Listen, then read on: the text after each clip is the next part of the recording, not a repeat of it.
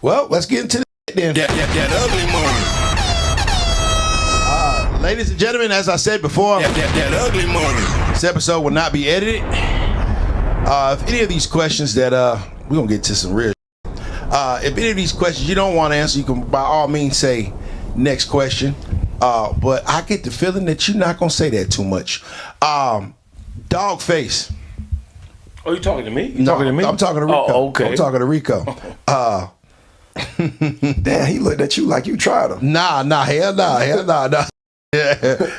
See. I have a filter. Yeah. This man does not. Oh well, you about to learn real soon. I don't either. I'm learning. I trust me. I already know. I'm gonna go get me something to drink in a second, but it's about to get hot. That ugly money. It's about to get hot. That ugly money. I'm gonna ask my last question until I go get me something to drink, and then I'm gonna let Dog, because Dog got some things to talk about.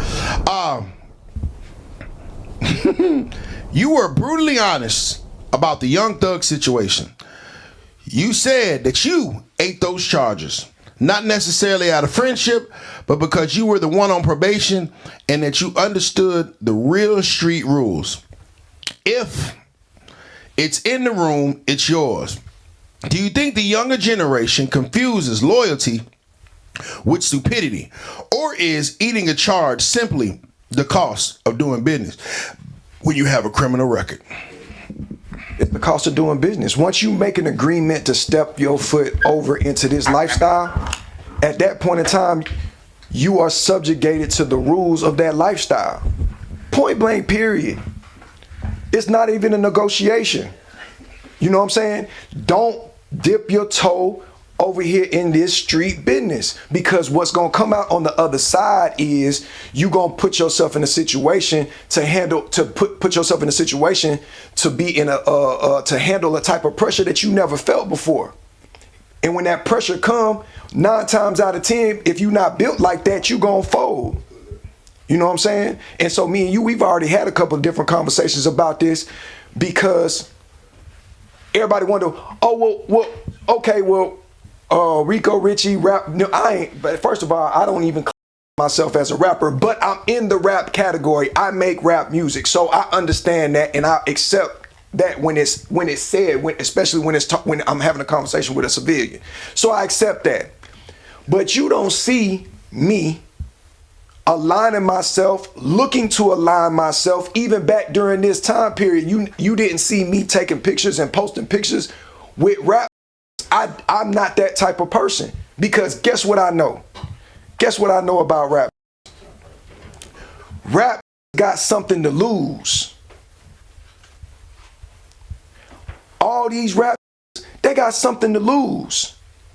They got these contracts, they got show money coming, they got label money coming, they got a fan base that they need to take care of. So if the charges ever come, if they dip their toe over here and the charges ever come, they gonna be the first one to fold. Because they don't live, as soon as it happens, they gonna make the excuse. They gonna make the excuse to bend to whatever it is, the narrative that they need to satisfy whatever it is that they trying to make happen for themselves. You're describing modern day Atlanta right now. You know that, right?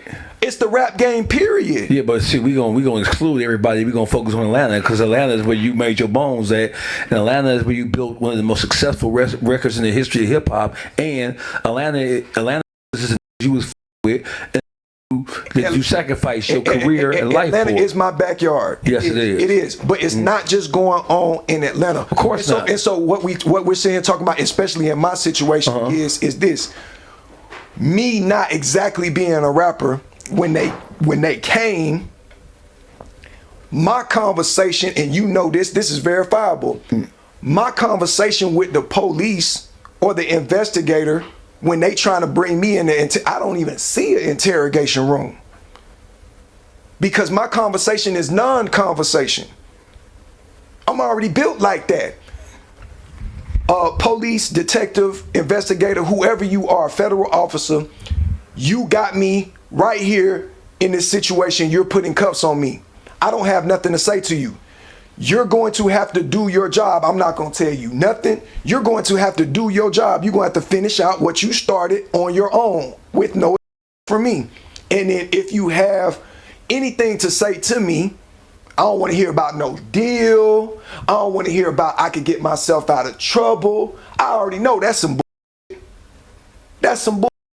Y'all can't get me out of no trouble. And the only person that can work the deal in order to actually get myself out of trouble, which is called immunity, the only person that can work that deal is a lawyer. I can't work an immunity deal on my own. That's paperwork. That's paperwork that has to be specifically transcribed to read a certain type of language in order to give you protection and freedom from whatever because it's not just about what you do about right now. Immunity has something to do with what's going to happen as far as repercussions go continuously and the ripple effects that happen continuously after immunity.